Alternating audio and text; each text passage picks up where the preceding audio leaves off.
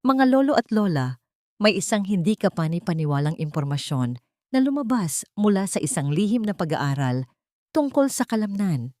Isang natuklasan na sobrang hindi inaasahan, kaya't ang buong panel ng mga mananaliksik ay natigilan sa gitna ng kanilang presentasyon. Gumugol ng ilang buwan ang isang pangkat ng mga siyentipiko sa sports nutrition upang ihambing ang mga pinakasikat na pinagkukunan ng protina sa buong mundo. Tulad ng whey, mga itlog, walang taba na karne, at 12-dosenang mga plant protein upang makita kung alin talaga ang nakakatulong sa mga senior citizen na higit sa 60 taong gulang na bumuo ng kalamnan ng pinakamabilis. Ngunit ang nakakagulat ay nang may isang kategorya na tahimik na nahigitan ng lahat ng iba pa na tinalo ang whey protein ng hanggang 500 beses sa ilang mga sukat ng paggaling ng katawan. At heto ang bahaging walang sinuman ang nakapag-isip. Hindi ito isang supplement, hindi ito powder o pulbos, at hindi ito mahal. Ito ay isang grupo ng mga simpleng pang-araw-araw na butil na nagkakahalaga lamang ng ilang barya na nagpapagana sa paglaki ng kalamnan sa mga tumatandang matatanda ng mas mabisa kaysa sa ilan sa mga pinakakomplikadong formula ng protina sa merkado. Natuklasan ng mga mananaliksik na ang mga butil na ito ay naglalaman ng isang istruktura ng amino acid na madaling sipsipin ng katawan kung saan ang mga nagkakaedad na katawan ay halos agad-agad na tumutugon. Ito ay mahalaga dahil ang inyong digestive system ay nagbabago ng malaki pagkatapos ng edad na 60. Ang asido sa inyong sikmura ay humihina, ang pag-absorb ng protina ay bumababa. At ang mga amino acid mula sa karne at dumi ay nagsisimulang dumaan lang sa sistema ng hindi ganap na nagagamit. Iyan ang dahilan kung bakit maraming nakatatanda ang nakakaramdam ng pagkabusog ngunit mas mahina, mas mabigat, ngunit mas malambot ang katawan kumakain ng parehong mga pagkain tulad ng ginawa nila 20 taon na ang nakakaraan ngunit hindi nakukuha ang lakas. Ang mga butil na ito, gayunpaman, ay nilalampasan ang problemang iyon. Ito ang dahilan kung bakit mahalaga ang video na ito ngayon dahil karamihan sa mga senior ay naniniwala na ang pagbuo ng kalamnan pagkatapos ng 60 ay nangangailangan ng mga mamahaling lalagyan ng protina, matinding pag-eehersisyo o labis na pagdidiyeta. Ngunit ipinapakita ng bagong pananaliksik na maaari ninyong muling buuin ang inyong lakas, pabutihin ang balanse, patigasin ang mga binti at braso, at pataasin ang enerhiya gamit ang mga simpleng pagkain na mas mura pa sa isang tasa ng kape. Kaya siguraduhing manatili hanggang sa pinakadulo dahil ang butil numero 2 ay gumulat sa mga mananaliksik nang ipakita ng datos na maaari nitong palakasin ang pagkumpuni ng fiber ng kalamnan, dagdagan ang enerhiya ng mitochondrial at pasiglahin ang paglaki kahit sa mga nasa hustong gulang na higit sa 80.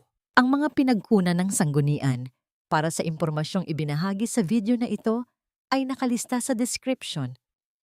Ngunit bago tayo magsimula, ako po pala si Dr. Brian Cox at heto ang isang mabilis na katanungan mula saan ninyo kami pinapanood. Mag-iwan ng komento sa ibaba. Binabasa ko ang bawat isa dahil ang inyong mga karanasan ang gumagabay sa bawat video na aming ginagawa. Ngayon, Nasyon, magsimula tayo sa butil numero 5 dahil ito ay isang pangunahing pagkain na kinakain ninyo sa buong buhay ninyo ngunit hindi kailanman nagamit ng tama para sa paglaki ng kalamnan. Numero 5.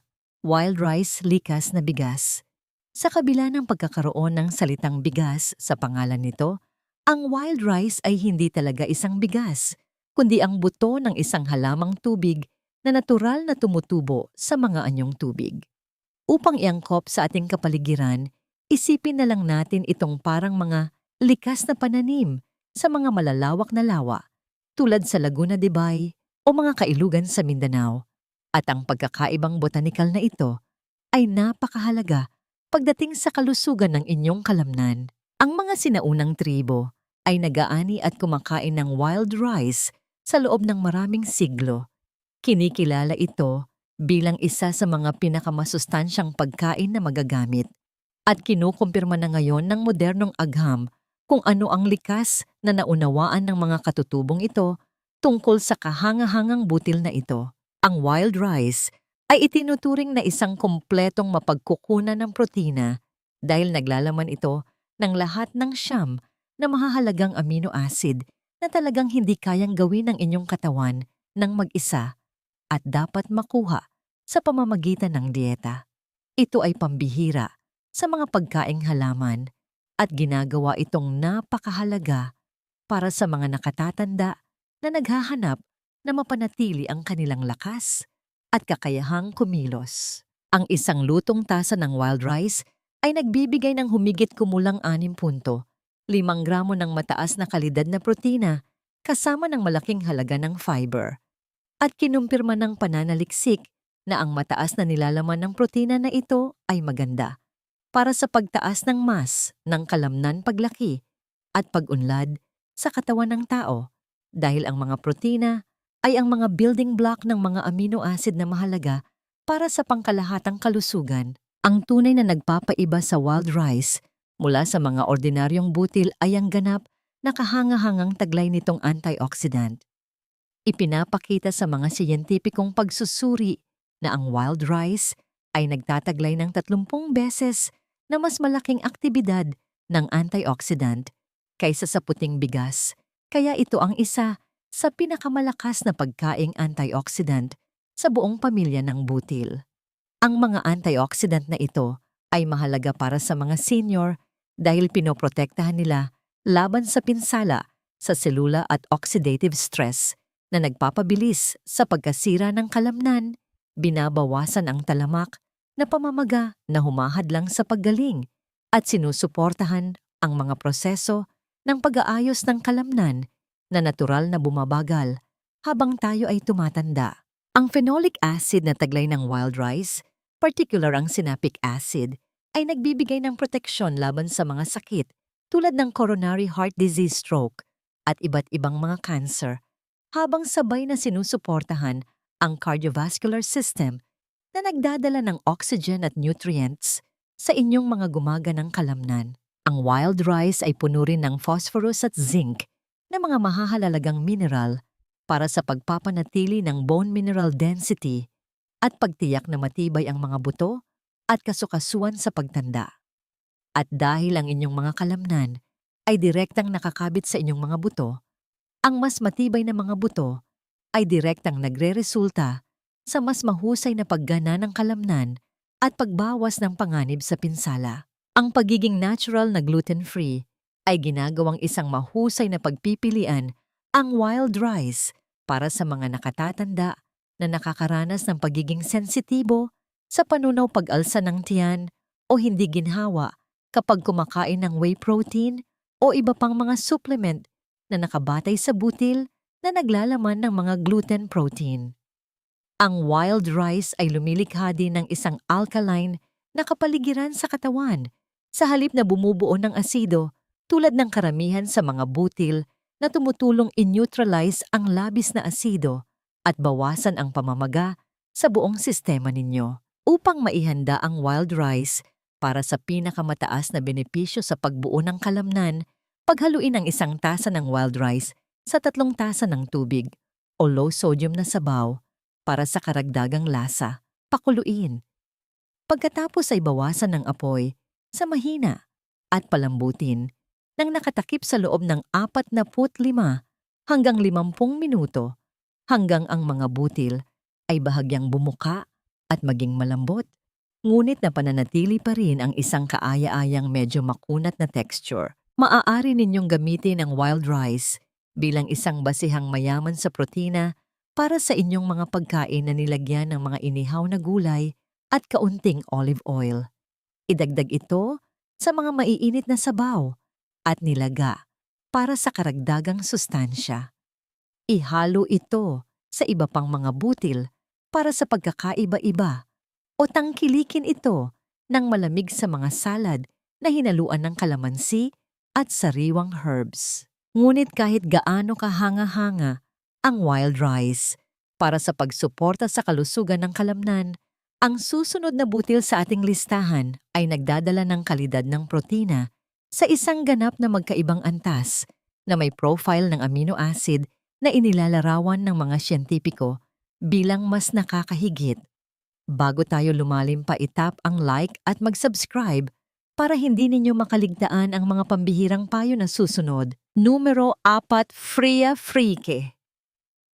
Ang sinaunang butil na ito mula sa ibang bansa ay nagbibigay ng nutrisyon sa mga sibilisasyon sa loob ng libu-libong taon at ngayon ay unti-unti na ring nakakarating sa ating mga lokal na pamilihan mula Maynila hanggang sa iba't ibang probinsya. At ang modernong agham ng nutrisyon ay sa wakas natutuklasan kung bakit ito ay maaaring isa sa mga pinakamalakas na pagkain na nagpapabuo ng kalamnan na magagamit para sa mga nakatatanda saan man sa mundo ngayon. Isang komprehensibong pagsusuri noong 2025 na inilathala sa sikat na journal The Critical Reviews in Food Science and Nutrition ang nagpahayag na ang Fria ay nag-aalok ng ilang natatanging bentahe sa nutrisyon, partikular sa aspeto ng kalidad ng protina, kabilang ang pagiging madali nitong matunaw sa tiyan komposisyon ng amino acid at biolohikal na halaga.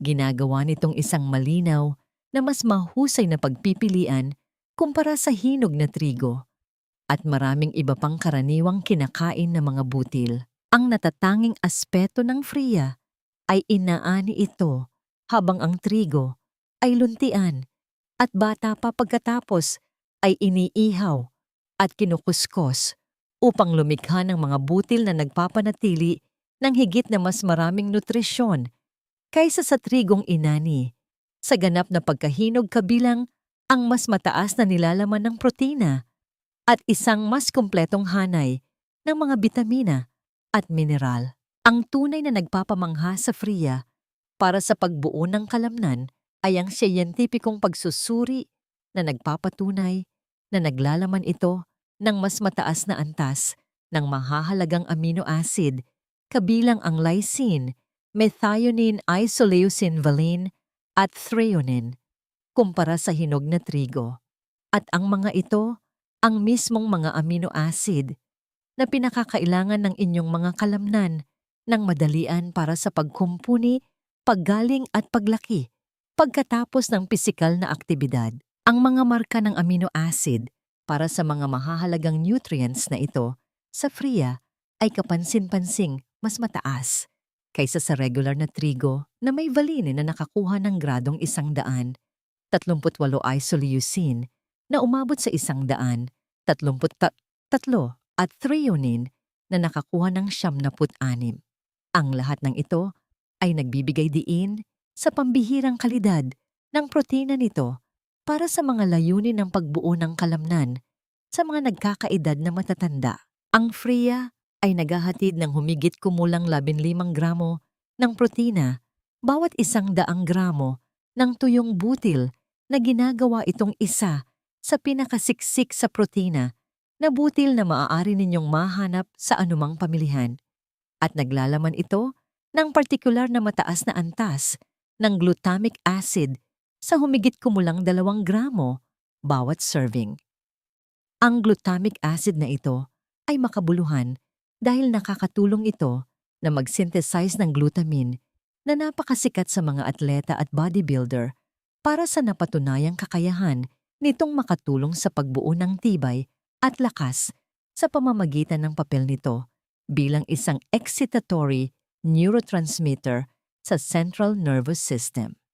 Ito ang pinakakaraniwang neurotransmitter na matatagpuan sa spinal cord at mga bahagi ng utak na kumukontrol sa paggalaw. Ang taglay na fiber sa Fria ay parehong kahanga-hanga sa humigit kumulang 13 gramo bawat 100 gramo na halos 4 na beses na mas mataas kaysa sa brown rice at halos doble kaysa sa quinoa. At sinusuportahan ng fiber na ito ang malusog na panunaw habang nagtataguyod ng paglaki ng mga kapaki-pakinabang na bakterya sa tiyan sa pamamagitan ng mga naitalang prebiotic na katangian nito. Laging ipinapakita ng pananaliksik na ang kalusugan ng bituka ay direktang konektado sa kalusugan ng kalamnan at pagsipsip ng sustansya. Ibig sabihin, ang mga pagkaing sumusuporta sa inyong microbiome ay sumusuporta din sa inyong kakayahang bumuo at mapanatili ang tisyo ng kalamnan. Ang Freia ay may mababang ranggo sa glycemic index na nasa 43 lamang na nangangahulugang hindi ito magdudulot ng biglaang pagtaas ng asukal sa dugo at kasunod na pagbagsak na nag-iiwan sa inyo na nakakaramdam ng pagod, gutom at kawalan ng kakayahang mag-ehersisyo ng mabisa. Upang maihanda ang Freia para sa pinakamahusay na mga resulta, pakuluin lamang ang 2.5 tasa ng tubig o sabaw. Idagdag ang 1 tasa ng Freia. Pagkatapos ay bawasan ng init at palambutin ng walang takip sa loob ng 20 hanggang 25 minuto hanggang masipsip ng mga butil ang lahat ng likido at maging malambot na may kaaya-ayang medyo makunat na texture. Himayin ang lutong Freia gamit ang isang tinidor at tangkilikin ito kasama ng mga inihaw na gulay at walang taba na protina. Ihalo ito sa mga salad na may pipino, kamatis at sariwang herbs o gamitin ito bilang base para sa mga ulam na nilagyan ng inyong paboritong masusustansyang sangkap. Ang susunod na butil sa aming listahan ay napatunayan sa maraming klinikal na pag-aaral na direktang nakakaapekto sa lakas ng kalamnan, lakas ng pagkakahawak at pisikal na pagganap sa mga paraang tunay na ikagugulat ninyo. Numero 3, barley.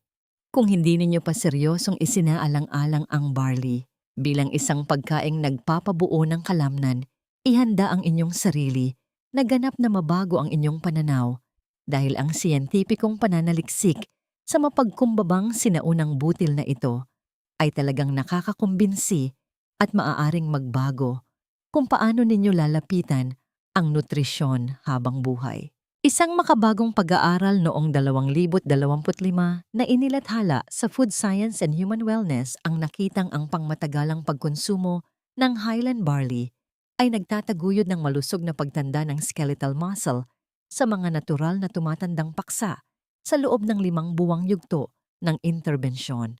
Dito ay sinusukat ng mga mananaliksik ang mga pangunahing pisyolohikal na pananda mga pamamaga plasma metabolites paggana ng skeletal muscle at kapasidad sa pag-ehersisyo sa buong pag-aaral. Ipinakita ng mga resulta ang mga makabuluhang pagpapabuti sa maraming sukat ng kalusugan ng kalamnan at pisikal na pagganap kabilang ang nabawasang pamamaga, pinabuting metabolic profile at pinahusay na kapasidad para sa pisikal na aktibidad na mahalaga para sa pagpapanatili ng kasarinlan habang kayo ay tumatanda. Ang barley ay isa sa pinakamayamang natural na pinagmumulan ng isang espesyal na natutunaw na fiber na tinatawag na beta-glucan at isang mahigpit na klinikal na pagsubok noong 2022 na inilathala sa isang peer-reviewed na journal ang nag-alam na ang mga atletang umiinom ng supplement na 2 gramo lamang ng beta-glucan sa loob lamang ng 4 na linggo ay nakaranas ng makabuluhang pagtaas sa lakas ng pagkakahawak ng kamay, lakas ng kaliwang tricep at mas ng kalamnan sa itaas na bahagi ng katawan kumpara sa mga umiinom ng kamukhang placebo. Ang mekanismo sa likod ng kahangahangang epekto sa pagbuo ng kalamnan na ito ay nakakabighani dahil natuklasan ng mga mananaliksik sa pamamagitan ng pagsusuri sa plasma metabolomics na ang beta-glucan ay direktang ina-activate ang daanan ng pagbibigay ng senyas ng creatine sa plasma. Sa esensya nagpapadala ng mga senyales sa inyong mga kalamnan, inuutusan silang maging mas malakas, mas matatag, at mas may kakayahang iimbak ang glycogen na kailangan nila para sa enerhiya sa panahon ng pisikal na aktibidad. Ang barley ay naglalaman ng humigit kumulang 12 gramo ng protina, bawat 100 gramo ng tuyong butil, kasama ng mahahalagang mineral kabilang ang manganese, phosphorus, selenium at magnesium na sumusuporta sa pag-urong ng kalamnan, metabolismo ng enerhiya at ang napakaraming reaksyon na kinakailangan para sa synthesis ng protina ng kalamnan. Inaprubahan ng European Food Safety Authority ang mga pahayag sa kalusugan para sa beta-glucan mula sa barley, habang ang FDA ay naglabas ng mga opisyal na rekomendasyon na hindi bababa sa 3 gramo ng oat o barley beta-glucans ang dapat ubusin araw-araw para sa mga benepisyo sa cardiovascular at metabolic na kalusugan. At ang halagang ito ay madaling makamit sa isang malaking serving ng lutong pearl barley bilang bahagi ng anumang pagkain. Higit pa sa direktang benepisyo sa kalusugan ng kalamnan, ang barley beta-glucan ay tiyak na ipinakita na nagpapababa ng LDL cholesterol ng hanggang 15% sa mga klinikal na pagsubok na may mga paksang may matataas na cholesterol na malakas na sumusuporta sa kalusugan ng cardiovascular na talagang mahalaga para sa paghahatid ng oxygen at nutrients sa mga gumaganang kalamnan sa panahon ng pag-ehersisyo at mga pang-araw-araw na aktibidad. Ang patuloy na pagpapalabas ng enerhiya mula sa mga complex carbohydrate ng barley ay nagbibigay ng tuloy-tuloy na lakas para sa pisikal na aktibidad ng walang mga pagtaas at pagbagsak ng asukal sa dugo na sumisira sa pagganap sa pag-eehersisyo at nag-iiwan sa mga nakatatanda na nakakaramdam ng panghihina at kawalan ng gana. Upang ihanda ang barley para sa pinakamataas na benepisyo, pagsamahin ang 1 tasa ng pearl barley sa 3 tasa ng tubig o low sodium na sabaw. Pakuluin ng husto, pagkatapos ay bawasan ng init sa mahina at palambutin ng nakatakip sa loob ng 45 hanggang 60 minuto hanggang ang mga butil ay malambot at nasipsip na ang karamihan sa likido. Maaari ninyong idagdag ang barley sa mga sabaw at nilaga kung saan sisipsipin nito ang mga lasa ng maganda habang nagbibigay ng karagdagang tibay at nutrisyon. Gamitin ito bilang direktang pamalit sa kanin sa halos anumang recipe. Tangkilikin ito bilang mainit na almusal na nilagyan ng manibuto at sariwang prutas. O ihain ito bilang isang nakakabusog na side dish kasama ng mga walang taba na protina at inihaw na gulay. Numero 2, faro. Ang susunod na butil sa ating listahan ay isang kumpletong protina na nakakuha ng mga pag-endorso mula sa mga prestihiyosong institusyong medikal.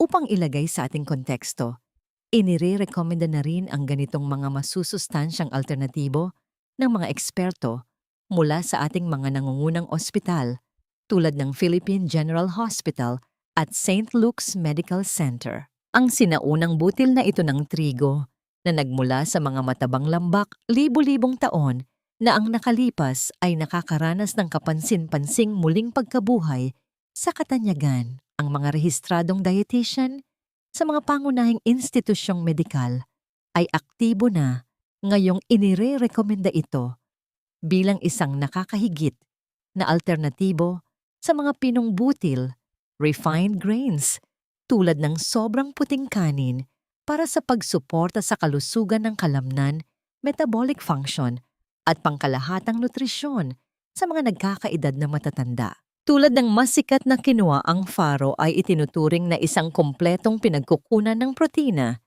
Ibig sabihin ay naglalaman ito ng lahat ng mahahalagang amino acid na hindi kayang likhain ng inyong katawan ng mag-isa at dapat makuha sa pamamagitan ng mga kinakain na ginagawang isang malakas na kontribusyon ang bawat serving sa inyong pang-araw-araw na pangangailangan ng protina para sa pagpapanatili at paglaki ng kalamnan. Ang 1/4 cup na serving ng whole grain emmer, ang karaniwang uri nito ay nagbibigay ng humigit kumulang 7 gramo ng mataas na kalidad na protina kasama ng 7 gramo ng fiber.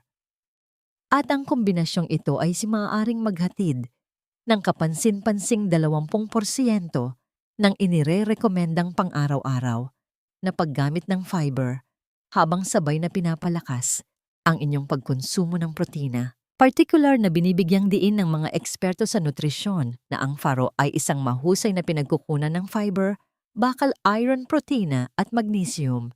Tahasang binabanggit na kasama ang lahat ng mga sustansyang nakaimpake sa maliit na butil na ito, maaari itong magbigay ng malaking benepisyo sa kalusugan para sa pamamahala ng diabetes, kalusugan ng puso, paggana ng utak at pangkalahatang kagalingan habang kayo ay tumatanda. Ang faro ay naglalaman ng mga mahahalagang mineral na direktang sumusuporta sa paggana ng kalamnan, kabilang ang zinc, na napakahalaga para sa immune function, paggaling ng sugat, pagbuo ng protina at pagtunaw ng carbohydrates. Nariyan din ang magnesium na talagang kinakailangan para sa matibay na buto, pinakamabuting kalagayan ng immune function, malusog na pagpapadala ng nerve, at tamang pag-ikli at pagpapahinga ng kalamnan. Ang iron sa faro ay nakakatulong na maiwasan ang anemia na nagdudulot ng pagkapagod at panghihina. Sa maraming nakatatanda, tinitiyak na ang inyong dugo ay epektibong makapagdala ng oxygen sa mga gumaganang kalamnan sa panahon ng pisikal na aktibidad at araw-araw na mga gawain. Ang pinagsamang lakas ng mataas na fiber at mataas na protina ay ginagawang hindi kapani-paniwalang nakakabusog ang faro na tumutulong sa mga nakatatanda na makaramdam ng tunay na pagkabusog at kasiyahan ng ilang oras pagkatapos kumain na maaaring epektibong makapigil sa labis na pagkain, mabawasan ang hindi malusog na pagmemeryenda at suportahan ang malusog na komposisyon ng katawan na nagbibigay daan sa patuloy na pisikal na aktibidad at kalayaan. Upang ihanda ang faro ng perpekto para sa pinakamataas na nutritional benefit, banlawan ito ng mabuti sa ilalim ng malamig na tubig upang alisin ang anumang dumi.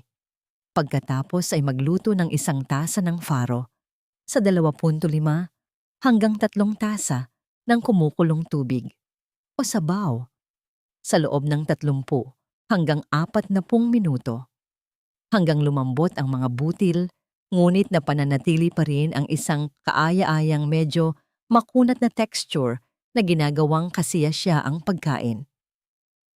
Maaari ninyong kapansin-pansing bawasan ang oras ng pagluluto sa halos 20 minuto sa pamamagitan ng pagbababad ng faro magdamag sa malamig na tubig. At gumagana ito ng maganda sa maiinit na salad, masaganang sabaw kung saan nasisipsip nito ng mabuti ang mga lasa o simpleng bilang isang masustansyang side dish na pananatilihing may supply ang inyong mga kalamnan ng dekalidad na protina at enerhiya sa loob ng maraming oras. Numero 1, sorghum batad.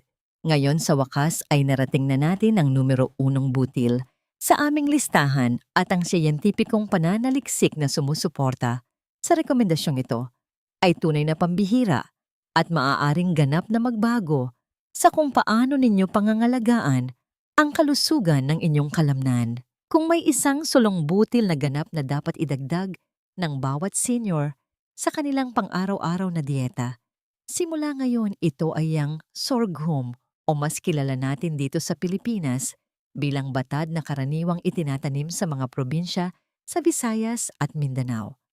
At ang siyentipikong ebidensya na sumusuporta sa rekomendasyong ito ay panimulang magbabago sa kung paano ninyo iniisip ang tungkol sa plant-based protein para sa pagbuo at pagpapanatili ng mas ng kalamnan habang kayo ay tumatanda. Naglalaman ang sorghum ng higit sa doble ng protina kaysa sa iba pang karaniwang ginagamit na mga butil na naghahatid ng kahanga-hangang 20.4 na gramo ng mataas na kalidad na protina bawat tasa. Ito ay aktwal na mas mataas sa nilalaman ng protina kaysa sa isang buong onsa ng karne ng baka o manok at nagpapatunay na ang sorghum ay isa sa mga pinakamalakas na plant-based na mapagkukunan ng protina na magagamit saan man sa mundo. Ang tunay na nagpapabukod tangi sa sorghum at may kakaibang halaga para sa pagbuo ng kalamnan sa mga senior ay ang isang solong tasa ay naglalaman ng higit sa 2 gramo ng amino acid na leucine na siyang eksaktong dami ng limitasyon na kinakailangan upang i-activate ang muscle protein synthesis at senyalesa ng inyong katawan na bumuo, panatilihin at ayusin ang muscle tissue. Matatag na itinatag ng siyentipikong pananaliksik na ang leucine ay gumaganap bilang master switch na nagpapaandar sa makinarya na nagpapabuo ng kalamnan sa loob ng inyong mga selula. At habang karamihan sa mga protina ng halaman ay nakakadismaya na, kapos sa mahalagang amino acid na ito, ang sorghum ay naghahatid na ng napakaraming leucine sa bawat pagkaing inyong ubusin. Ang mga organisasyong nagsasaliksik sa sorghum sa pakikipagtulungan ng malapit sa mga nutrisyonista at rehistradong dietitian ay partikular na na-highlight na ang paghahati ng pag-inom ng protina ng pantay-pantay sa buong araw gamit ang mga pagkain tulad ng sorghum ay maaaring isang partikular na mahalagang pagsasaalang-alang para sa mga matatandang populasyon na nasa mataas na panganib para sa sarcopenia. Ito ang progresibo at nakakapanghinang pagkawala ng skeletal muscle mass, lakas at paggana na natural na nangyayari sa pagtanda, ngunit maaaring mapabagal ng malaki sa pamamagitan ng tamang nutrisyon. Ang kasalukuyang agham ng nutrisyon ay nagmumungkahi na ang isang plano sa dieta na kinabibilangan ng 25 hanggang 30 gramo ng dekalidad na protina sa bawat pagkain ay maaaring makatulong na mapakinabangan ang pagbuo ng protina ng kalamnan at magambag sa malusog na pagpapanatili ng timbang. At ang pagsasama ng sorghum sa inyong mga pagkain ay ginagawang mas madali at mas abot kaya ang pag-abot sa target na ito kaysa sa pag-asa sa mga mamahaling na prosesong supplement. Ang whole grain sorghum ay naglalaman din ng kahangahangang hanay ng mga biologically active na nutrients, kabilang ang mga phenolic compound flavonoids, condensed tannins at anthocyanins. At ang mga phytochemical na ito ay nagtataglay ng malakas na antioxidant na kritikal na mahalaga para sa paglaban sa oxidative stress na sumisira sa mga selula ng kalamnan, nagpapahina sa paggaling at nagpapabilis sa proseso ng pagtanda sa buong katawan ninyo. Ang pagiging natural na gluten-free ay ginagawang mahusay na pagpipilian ang sorghum para sa mga senior na may gluten sensitivity o pangkalahatang hindi ginhawa sa pagtunaw na hindi makatiis sa whey protein na nagmula sa dairy o nakabatay sa trigo na nagdudulot ng pamamaga at matinding pananakit ng bituka. Ang prebiotic fiber sa sorghum ay nagpapakain ng mga kapaki-pakinabang na bakterya sa tiyan na lumilikha ng isang malusog na kapaligiran ng microbiome na nagpapahusay sa pagsipsip ng nutrisyon at sumusuporta sa immune function na nagpoprotekta sa inyong katawan mula sa mga sakit. Upang ihanda ang sorghum para sa maximum na benepisyo sa pagbuo ng kalamnan, pagsamahin ang isang tasa ng whole grain sorghum sa 3 tasa ng tubig o malinamnam na low sodium na sabaw. Pakuluin ng husto habang paminsan-minsan ay hinahalo. Pagkatapos ay bawasan ng init sa mahina. Takpan ng palayok at palambutin sa loob ng 50 hanggang 60 minuto hanggang ang mga butil ay maging kaaya-ayang makunat at malambot. Maaari kayong maghanda ng malaking batch ng sorghum gamit ang iba't ibang sabaw at pampalasa. Pagkatapos ay hatiin ito sa mga lalagyan at i-freeze para sa madaling paghahanda ng pagkain sa buong linggo, kumukuha ng mga bahagi kung kinakailangan at painitin muli sa loob ng ilang minuto. Gamitin ang lutong sorghum ng eksakto tulad ng kanin o quinoa sa anumang recipe na inyo ng tinatamasa. Idagdag ito sa mga sabaw at nilaga. I-pop ito sa kalan na parang popcorn para sa malutong na merienda na may mataas na protina o ihain ito bilang masustansyang side dish kasama ng paborito ninyong mga gulay at ulam. Ang 5 pambihirang butil na ito ay kumakatawan sa ilan sa mga pinakamalakas at siyentipikong napatunayang mga solusyon na ibinigay ng kalikasan para sa pagbuo at pagpapanatili ng mas ng kalamnan habang tinatahak ninyo ang proseso ng pagtanda.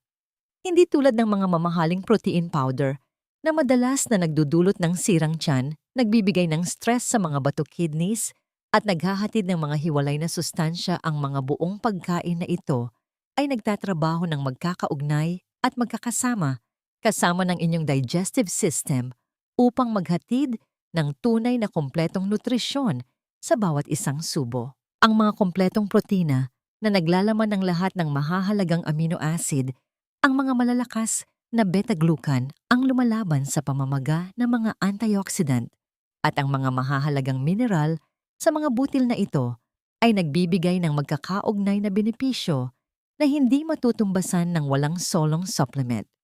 Sabay-sabay na sinusuportahan nito hindi lamang ang inyong mga kalamnan, kundi pati na rin ang inyong puso, utak, buto, digestive system, at immune function. Magsimula sa pamamagitan ng pagdaragdag ng isa lamang sa mga kahangahangang butil na ito sa inyong pang-araw-araw na gawain ngayong linggo.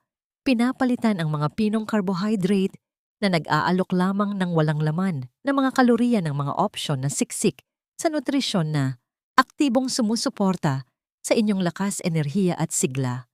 Masiglang tutugon ang inyong mga kalamnan sa napakahusay na nutrisyong ito. Ang antas ng inyong enerhiya ay kapansin-pansing bubuti sa loob ng ilang araw. Ang inyong panunaw ay magiging mas komportable at regular. At higit sa lahat kayo ay gagawa ng makapangyarihang mga hakbang tungo sa pagpapanatili ng aktibo at malayang pamumuhay na talagang nararapat sa inyo sa darating na maraming taon. Ang mahalagang aral na matututunan natin dito, mga lolo at lola, ay hindi natin kailangan gumastos ng malaki o magtiis sa mga komplikadong kemikal para mapanatiling malakas ang ating mga pangangatawan. Madalas, ang pinakamabisang lunas at suporta sa ating kalusugan ay matatagpuan mismo sa kalikasan sa mga simple ngunit masustansyang pagkain. Kailangan lang nating maging wise sa ating mga kinakain. Kung naging kapaki-pakinabang ang impormasyong ito at nais ninyong matuto ng higit pa tungkol sa mga natural at suportado ng siyensya na mga paraan upang manatiling malakas at malusog habang kayo ay tumatanda, mangyaring mag-iwan ng komento sa ibaba kung alin sa mga butil na ito ang gusto ninyong unang subukan. Huwag kalimutang mag-subscribe sa channel at i-hit ang notification bell para hindi ninyo makaligtaan ang aming mga pinakabagong video. At pakiusap ibahagi ninyo ang video na ito sa inyong mga kapamilya at mga kaibigang senior citizen upang sabay-sabay tayong maging malakas at malusog. Maraming salamat sa panonood at magkita-kita tayo sa susunod.